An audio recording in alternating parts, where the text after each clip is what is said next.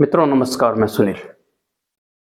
सत्ता परिवर्तन के साथ में बहुत अमूलचूल परिवर्तन होता है कई देशों में, कईयों में नहीं होता। राष्ट्राध्यक्ष कौन आता है उसके ऊपर निर्भर करता है। अमेरिका में जैसी सत्ता परिवर्तन हुई, ब्राइडेंट की जगह ट्रंप आए। ट्रंप ने पूरा परिदृश्य बदल दिया। ब्राइडेंट अपने वर्चस्व, महाशक्ति का वर्चस्व पूरे विश्व में रखने के लिए अलग पॉलिसियां तैयार कर रहे थे। अलग उनकी नीतियां अलग थी और ट्रंप की नीतियां बिल्कुल अलग है। ब्राइडेंट यूएस एड के थ्रू पूरे विश्व में वर्चस्व बढ़ाना चाहते थे, मजबूती रखना चाहते थे, और तो उससे आर्थिक नुकसान होता है। आप देते हो किसी देश को, हाँ, आपकी मजबूती जरूर बढ़ती है। इसके विपरीत ट्रंप ने टैरिफ वार लगाने की कोशिश की, जहां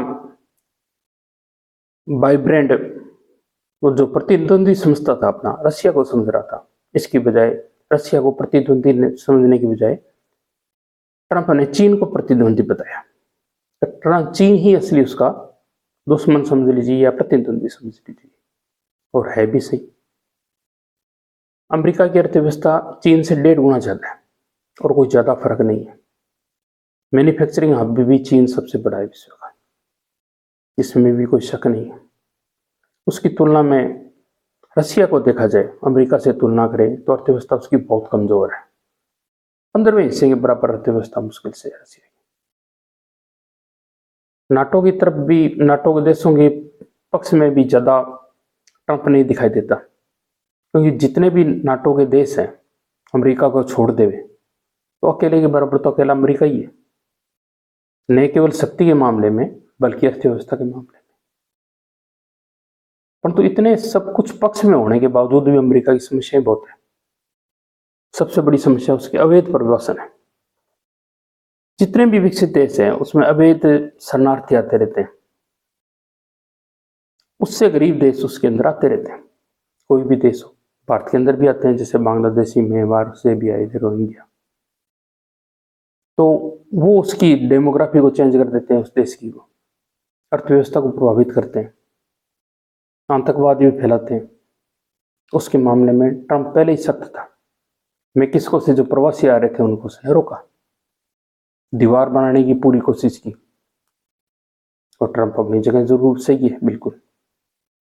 हार्ड मजबूत शासक नहीं होगा जब किसी देश का, तो देश कमजोर हो जाएगा। जिस प्रकार मोदी जी के आने के बाद में भारत में काफी परिवर्तन आया, परिवर्तन आना चाहिए। सत्ता का जो केंद्र है वो मजबूत होना जरूरी है।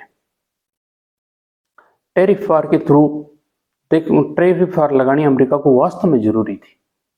व्यापार घटा अमेरिका के जाता है, वो 3 रुपए एक्सपोर्ट करता है तो 4 रुपए इंपोर्ट कर रहा है। चीन की तुलना में देखा जाए, चीन के साथ में जो उसका ट्रेड होता है, जितना इंपोर्ट करता है उससे एक्सपोर्ट आधा ही कर रहा है मात्र चीन को। व्यापार घाटे में चीन की तुलना में अमेरिका पूरी तरह से। बाकी देशों के साथ में लगभग ऐसा ही है। अमेरिका भेजता क्या है? हथियार भेज देता है या टेक्निक भेजता है। मैन्युफैक्चरिंग तो कोई विशेष होती नहीं अमेरिका के पास में। परंतु जैसा भी हो, जो भी हो, हम भारतीय हैं तो हमें तो अपने साथ नहीं चाहिए। हमारे चाहे उन्होंने शरणार्थी भेजे होंगे, अवैध शरणार्थी भेजे होंगे, बेशक भेजे, कोई बात नहीं, वो अपनी जगह सही है। उसके बावजूद भी हमारे संबंध ट्रंप के साथ में ठीक है। यदि वो वहां पे भारत के पक्ष में कोई बात करता है, कदम उठाता है आतंकवाद के विरुद्ध, जैसा भी हो, तो हमें ट्रंप के साथ में चलना चाहिए और ट्रंप को भी भारत के पक्ष में रहना चाहिए और दोनों की मित्रता कायम रहनी चाहिए। तो ट्रंप की जो जियो पॉलिटिक्स है तो बिल्कुल सही है। आप पैसे सेठाई के थ्रू भी पूरा वर्चस्व बना सकते हैं। ठगाई ठाकर बनने की क्या जरूरत है? फिर क्यों ठगी मरवाई जाए देश के साथ में? देश को भी मजबूत किया जाए, साथ में पैसा भी नहीं लुटाया जाए। ये अच्छी पॉलिसी है, इसे भारत को भी सीखना चाहिए।